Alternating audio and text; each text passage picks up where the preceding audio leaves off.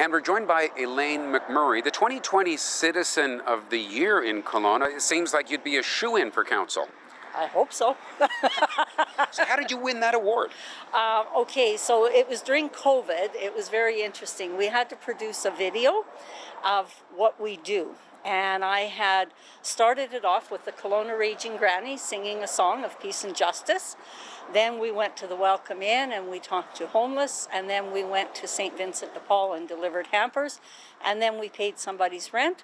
Then we ended up at my strata where I'm on the strata council. So you've been very active on the subject of homelessness. Fill that in for us. Okay, so homelessness, I've been active forever. I actually was nearly homeless in 1985 with my kids, and that was in the 18% interest crisis. Fortunately, there was social housing. The waiting lists were 2 or 3 weeks long, not 5 to 10 years long like they are now. So it's always been, for me, an important issue. If we wouldn't have been housed, I don't know what would have happened to my kids. And so housing, especially families, is just critical. And right now, we've got waiting lists, BC Housing saying 5 to 10 years.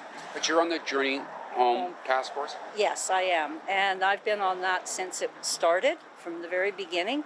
And that's to look at the whole homeless situation. Housing is part of that. But more than that, safety, mental health, all the different parts that go with a person who's been homeless, who needs wraparound services. So you alluded to it there, but you started a national kind of attention, some focus on homelessness that goes beyond this community. It does. So it's national. It's the Society of St. Vincent de Paul. And our campaign is called Safe, Secure, and Affordable Housing for All, a Human Right. It's a campaign rolled out in every city, because St. Vincent de Paul is in every city in Canada. And we're encouraging people to advocate for housing, support housing, create program support. For example, in Kelowna, Invincible Housing will support you with part of your rent if you have a crisis. Like you can't work for 3 days because you're sick and you're an hourly paid employee, you can't quite make it. So rather than becoming homeless, let's help you with your rent. It does seem that this council has gotten involved with other levels of government and paid a lot of attention to these issues, but you think they need to do more? There's always more. I think they're doing a lot, and I will give them a lot of credit for what they're doing, but we've got to keep doing more and more, and we've got to push the province on a lot of this land use and tying things up and BC housing bureaucracy. You know, a lot of people say, okay, you did all this work and you housed 300 and some odd people. They do a new count and there's another 300 plus people.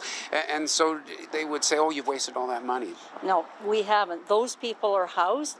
The people who are newly homeless are coming from things like little houses being sold at exorbitant prices, $1 million down on Morrison and Ethel, and the house being ripped down, a fourplex being put up.